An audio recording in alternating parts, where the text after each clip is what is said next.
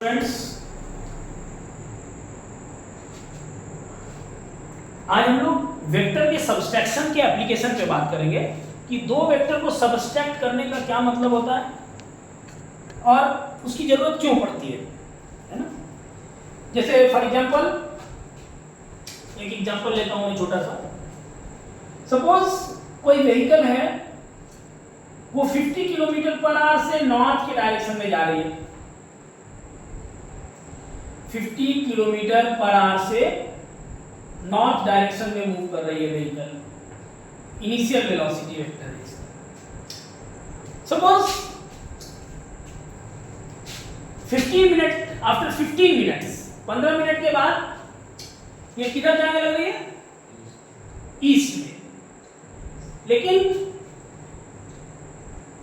इसका जो मैग्नीट्यूड है अभी 50 किलोमीटर पर आवर ही है, ध्यान दीजिएगा।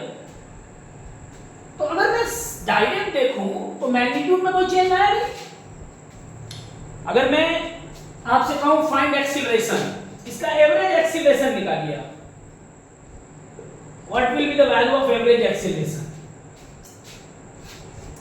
तो डेफिनेट सी बात है, अगर आप सिर्फ मैग्नीट्यूड को देखें तो मैग्नीट्यूड में, वेलोसिटी के मैग्नीट्यूड में कोई चेंज नहीं हुआ। तो चेंज इन वेलोसिटी क्या हो जाएगा? मैग्नीट्यूड के हिसाब से देखा जाए तो 0 हो जाएगा। तो एक्सीलरेशन इसका क्या हो जाएगा? 0। बट एक्चुअली ऐसा नहीं है। एक्चुअली ऐसा नहीं है, क्योंकि वेलोसिटी का डायरेक्शन बदल रहा है। मैग्नीट्यूड वही है लेकिन डायरेक्शन तो बदल गया ना। और वेलोसिटी एक वेक्टर क्वांटिटी है, इसलिए डायरेक्शन बदलने से इस क्वांटिटी को डिफरेंट मानेंगे, ये बदल गई क्वांटिटी। Getting my point? तो इसका वेक्टर डिफरेंस लेते हैं। क्या लेता है? क्योंकि एक्सीलरेशन अगर आपको निकालना है, suppose you want to find the average acceleration, तो change in velocity vector upon time interval करेंगे आप, यानी इसका मैग्नीट्यूड निकालना पड़ेगा। VF vector minus VI vector आपको करना पड़ेगा। तो आपने वीएफ वेक्टर को ड्रॉ कर लिया, इसमें वीआई वेक्टर को सबट्रैक्ट करना है। यानी ये जो वीआई वेक्टर है, अगर इसको नेगेटिव बना लें, ध्यान दीजिएगा, इस वीआई वेक्टर को मैंने नेगेटिव बना लिया, माइनस वीआई वेक्टर, और इसके टेल को इसके हेड पे रख दिया, तो ये हो गया माइनस वीआई वेक्टर। अब इनिशियल के टेल को फाइनल के हेड से मिला देंगे, ये हो गया VF vector minus VI vector. जान लीजिए, ये जो वेक्टर आप देख रहे हैं, ये वीएफ वेक्टर माइनस, मैंने वीएफ वेक्टर में माइनस वीआई वेक्टर ऐड किया है। Getting my point? अच्छा, इसका मैग्नीट्यूड क्या होगा? डेफिनेट सी बात है, इसकी लेंथ ही इसका मैग्नीट्यूड होगा। और लेंथ होगी क्या कितनी? अगर ये 50 है और ये 50 है, ये 90 डिग्री है, तो डेफिनेट सी बात है इसका मैग्नीट्यूड कितना होगा? 50√2 kilometre per our. Getting my point? Isn't it? तो एक्चुअल में यहां आप देख रहे हैं कि चेंज इन वेलोसिटी का मैग्नीट्यूड 0 नहीं है। Change in velocity 50√2 kilometre per our है। तो इस हिसाब से अगर इस वैल्यू को यहां रखते हुए एवरेज एक्सीलरेशन निकाला जाए तो क्या आएगा? 50√2 magnitude of the change in velocity, और टाइम 15 मिनट्स है, मतलब 1/4 hour. It can be ten 1/4 200√2 kilometre per hour square. Is it clear? तो एक्चुअल में आपको इस तरीके से change in difference in of vector का यूज करते हैं।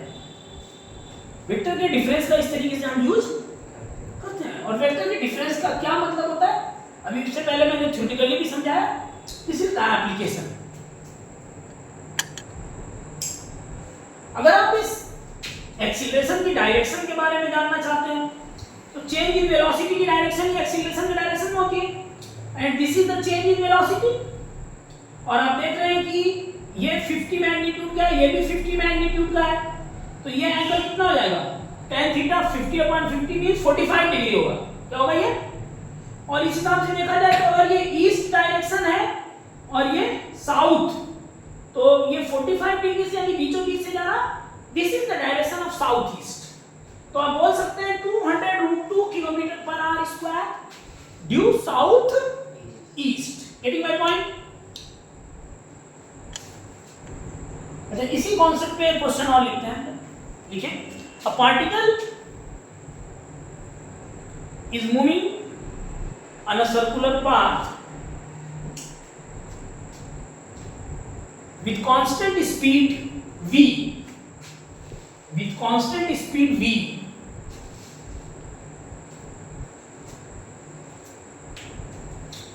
if it makes 60 degree, if it makes 60 degree at the center of the circular path in 2 seconds,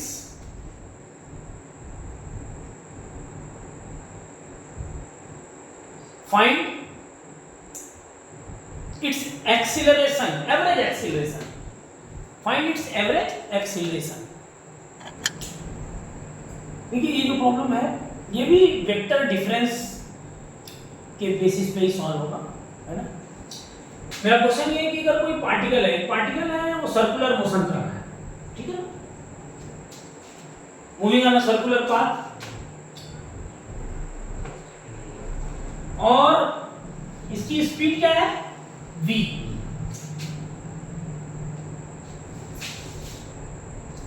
ये 60 डिग्री एंगल बना रहा है कितने में? 2 सेकंड में। कितने में? 2। आप ये बोल सकते हो कि ये तो स्पीड का मैग्नीट्यूड तो वही है, v रहेगा जैसे, लेकिन डायरेक्शन बदलने की वजह से इसको हम vi वेक्टर से रिप्रेजेंट करते हैं, उसको vf vector. Getting my point? ये एंगल अभी बताया 60 डिग्री ड्रॉ हो रहा है। फिर वही बात, आपको अगर एक्सीलरेशन निकालना है इसका, तो आपको चेंज इन वेलोसिटी वेक्टर का मैग्नीट्यूड चाहिए, यू नीड इट। तो चेंज इन वेलोसिटी वेक्टर का मैग्नीट्यूड कैसे निकलेगा? देखिए, अगर मैं वेक्टर को बिना उसके डायरेक्शन को बदले हुए, मैग्नीट्यूड को बदले हुए चेंज कर देता हूं, कहीं पर भी डिस्प्लेस कर देता हूं, मतलब मैग्नीट्यूड डायरेक्शन नहीं बदल रहा है, स्पेस में कहीं पे भी मैं डिस्प्लेस कर रहा हूं उसको, तो वेक्टर के ऊपर कोई इफेक्ट नहीं पड़ रहा है। ये vf वेक्टर है और ये vi वेक्टर है। Getting my point? Is it clear? तो vf वेक्टर और vi वेक्टर मैं यहां दिखा रहा हूं आपको, लेकिन मुझे vf vector minus vi vector चाहिए। तो vf वेक्टर अगर ये इधर है तो vi वेक्टर किधर होगा? Minus vi vector. डेफिनेट सी बात है, इसी की डायरेक्शन को उल्टा अगर कर देंगे तो ये वेक्टर क्या हो जाएगा? माइनस vi वेक्टर हो जाएगा। Is it clear? बात समझ आ रही है? तो आपको एंगल किसके बीच चाहिए? vf वेक्टर और माइनस vi वेक्टर के बीच। तो ये एंगल कितना हो जाएगा? ये अगर 60 डिग्री है तो डेफिनेट सी बात है ये कितना होगा? 120 डिग्री, क्योंकि दोनों का सम कितना होना चाहिए? 180 डिग्री। ये देख लीजिए, क्वाड्रिलेटरल ये बन रहा है, ठीक है। ये 60 डिग्री है तो ये कितना होगा? 120। यानी vf वेक्टर और vi माइनस vi वेक्टर के बीच का एंगल कितना हो गया? 120 डिग्री। तो आपका मॉड कितना निकलेगा? vf vector minus vi vector का मॉड क्या होगा? Under root vi square plus vf square plus 2vf vi cos 120 degree, ठीक है ना।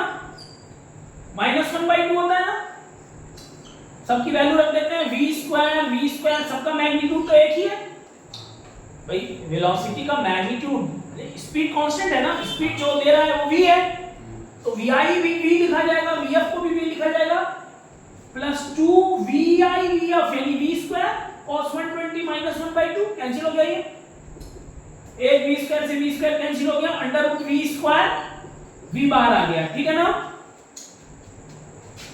यानी change in velocity is itself v, change in velocity का मैग्नीट्यूड v। तो average upon 2. This is the result. Are you getting my point? Yes. Average acceleration की value आ गई p/2.